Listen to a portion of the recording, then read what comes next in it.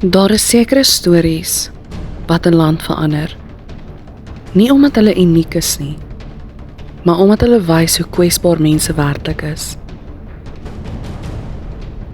In die middel 1990s, in dele van Gauteng, het jong vroue begin verdwyn. Nie almal op dieselfde dag nie, nie op dieselfde plek nie, maar daar was 'n patroon, 'n stil patroon. En verlang het niemand dit raak gesien nie. Die man agter dit alles was nie 'n monster in die oë van die wêreld nie. Hy was net nog 'n gesig in die skare. Sy naam? Moses Sithole. Moses Sithole is in 1964 gebore in Atteridgeville. Hy het groot geword op 'n tyd en 'n plek waar stabiliteit skaars was. Die apartheidsera het families opgebreek, ekonomies gedruk verhoog en gemeenskappe onder spanning geplaas. Sy kinderjare was nie konsekwent nie. Hy is van plek tot plek geskuif, op 'n stadium in 'n kinderhuis geplaas en het nie 'n vaste gevoel van 'n huis gehad nie. Vir 'n kind is dit fundamenteel, want kinders bou hulle identiteit op veiligheid, vertroue en konstante verhouding. En wanneer dit ontbreek, ontwikkel iets anders. Hy leer om vir homself te sorg, om mense nie ten volle te vertrou nie en emosioneel afstand te hou. Daar is geen duidelike tekens in sy kinderjare dat hy toekomstige moordenaar sou wees nie. En dit is wat die storie so ontstellend maak. Hy het nie anders te gelyk nie. Hy het soos ek en jy gelyk. As 'n jong man beleef hy 'n gebeurtenis wat dikwels as 'n keerpunt genoem word. Hy word gearresteer en tydens sy aanhouding word hy self mishandel.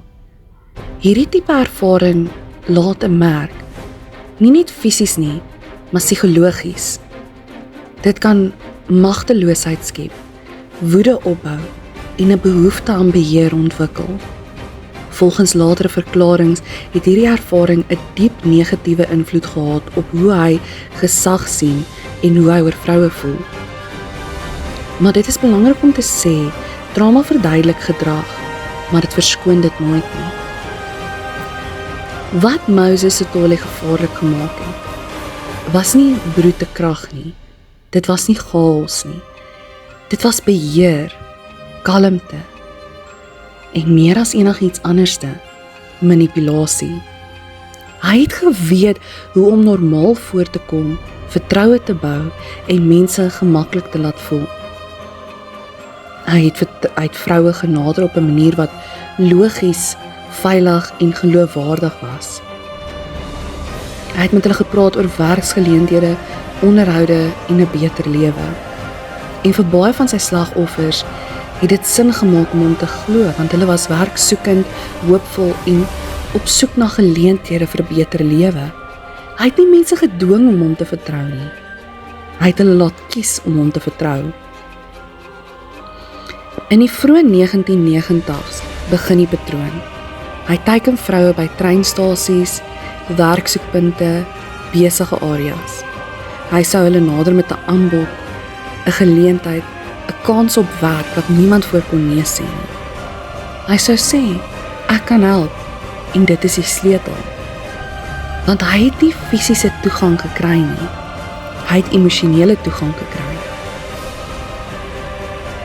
En dan vat hy hulle na afgeleë gebiede, oop velde, plekke waar niemand kyk nie. En dit is waar die aanvalle gebeur.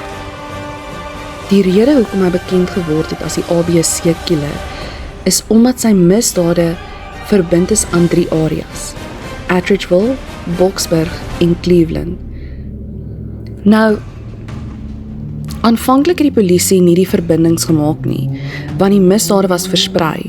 Die slagoffers was soortgelyk, maar nie onmiddellik gekoppel nie. En dit het hom tyd gegee, baie tyd. En tyd beteken meer slagoffers. Soos met baie reeks moordenaars, het dinge erger geword. Meer gereeld, meer selfversekerd. Hy het begin vinniger optree, minder versigtig raak en meer risiko's neem. Want teen hierdie punt het hy geglo, hy gaan nooit gevang word nie. Uiteindelik begin patrone wys. Vrouens wat verdwyn, liggame wat gevind word, stories wat ooreenstem. En die polisie begin besef, dit is nie losstaande gevalle nie. Die is een persoon. En hulle besef hulle het 'n reeks moordenaar op hulle hande. 'n Ondersoek word gevorm, maar daar's 'n probleem. Hy lyk soos almal anders. Geen duidelike profiel, geen maklike identifikasie nie, net 'n skaduwee, wat so vinnig soos wat hy gekom het hy weer verdwyn. Wat uiteindelik gehelp het, was oorlewendes. Vrouens wat ontsnap het, en sy gesig gesien het, en sy stem gehoor het. Hulle beskrywings begin ooreenstem. En die polisie kry uiteindelik 'n leidraad. En toe word Moses Sithole gearresteer. Toe die omvang van sy misdade bekend word, was die land geskok. Hy word gekoppel aan dosyne aanvalle, talle moorde en verkrachting. Hy is uiteindelik skuldig bevind en gevonnis tot meer as 2000 jaar tronkstraf. Nou, voordat ons net die storie afsluit, moet ons stop en dieper in hierdie kyk. En dit beteken, ons moet 'n vraag vra. En die vraag is 'n moeilike vraag. En dis nie, wat het hy gedoen nie, maar eerder, hoekom? Wat laat 'n mens verander van iemand wat in 'n gemeenskap groot geword het, na iemand wat sistematies ander mense teiken, manipuleer en vernietig? In die geval van Moses Sithole, is daar nie een eenvoudige antwoord nie. Daar is nooit net een rede nie, dis 'n kombinasie. Nou, wanneer 'n kind groot word sonder stabiliteit, sonder konstante versorging, sonder 'n gevoel van veiligheid, verander dit hoe hulle die wêreld sien. Kinders leer vroeg, is die wêreld veilig? Kan 'n mens vertrou? Is ek werd om liefgehet te word? As daardie antwoorde konstant nee is, ontwikkel iets anderste. Iets wat nie altyd sigbaar is nie, maar diep binne jou as mens. Onsekerheid, wantroue en emosionele afsnyding. 'n Kind wat nie veilige bande vorm nie, leer nie hoe om 'n gesonde emosionele verhouding te bou nie. En dit beteken later, mense word nie as mense gesien nie, maar as 'n funksie. Een van die sterkste drywers in baie gewelddadige oortreders is mag versus magteloosheid. Wanneer iemand verneder word, mishandel word of geen beheer het nie, bou daar iets op. Nie altyd onmiddellik nie, maar stadig oor 'n lang termyn. 'n Behoefte om daardie gevoel om te keer. In Sithole se geval word daar dikwels verwys na sy ervaring van mishandel tydens aanhouding.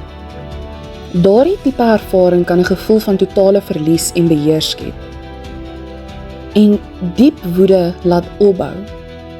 Maar, belangrik, daardie woede soek 'n teiken. En soms kies mense 'n teiken wat simbolies is of emosioneel gekoppel is. Dit is een van die moeilikste dele om te verstaan. Hoekom vertroue? In baie gevalle van reeksmoordenaars wat vroue teiken, is die patroon van woede, verwerping of 'n verdraaiende siening van mag oor vertroue. Maar dit gaan nie altyd oor haat alleenlik nie. Dit gaan oor beheer oor iemand wat as kwesbaar gesien word. En in Sithole se geval het hy vroue gekies, wat werk gesoek het, alleen was en in 'n kwesbare posisie was. Dit wys iets baie belangrik. Dit wys nie impulsief nie, dit wys selektief. Hy het mense gekies wat minder kans gehad het om weerstand te bied en meer geneig was om hom te vertrou. Dit is nie net geweld nie, dit is strategie. Baie mense dink geweld begin fisies, maar in hierdie tipe geval begin dit lank voor die tyd. Met woorde, met vertroue, met 'n storie. Hy het nie net mense aangeval nie, hy het hulle oortuig en dit verg emosionele intelligensie, waarneming en berekening. Hy het presies geweet wat om te sê, wanneer om dit te sê en hoe om veilig te lyk. En dit is wat hom so gevaarlik gemaak het. Want die gevaar het nie soos gevaar gevoel nie. En een van die belangrikste sielkundige prosesse in 'n ernstige geweld is iets wat genoem word ontmenslikking. Dit beteken, die persoon sien nie meer hulle slagoffer as 'n mens, 'n individu, iemand met 'n lewe nie, maar meer as 'n object, 'n middel tot 'n doel. Sodra dit gebeur, verdwyn empatie. En sonder empatie is daar geen interne rem nie. Baie mense vra hoekom stop hulle nie? En die antwoord lê in die siklus. Spanning bou op, gedagtes en fantasie ontwikkel, die daad vind plaas, korttermyn verligting of beheer, en dan begin die siklus weer. Elke keer word dit makliker, vinniger en meer intens. Dit is hoekom dit eskaleer. Hierdie is deel van iets moeilik om te hoor, maar belangrik is, nie almal wat trauma ervaar, word moordenaars nie. Nie almal wat swaar kry, doen geweld aan ander nie. Daar is altyd 'n punt waar 'n keuse gemaak word. Gaan jy die beste maak van jou situasie, of gaan jy dat jou situasie jou oorweldig en die slegte pad kies? Selfs al is jy beïnvloed deur omstandighede, psigologiese en verlede, bly dit 'n keuse. So wanneer ons vra hoekom, moet ons verstaan, daar is nie net een antwoord nie. Net laag van trauma, beheer, manipulasie en keuses. En iewers in daardie laag word 'n mens iets anders. Moses Sithole se storie is moeilik om te verstaan. Nie omdat dit kompleks is nie, maar omdat dit wys hoe eenvoudig dit soms kan wees. 'n Man wat normaal lyk, wat weet wat om te sê, en mense vertrou hom.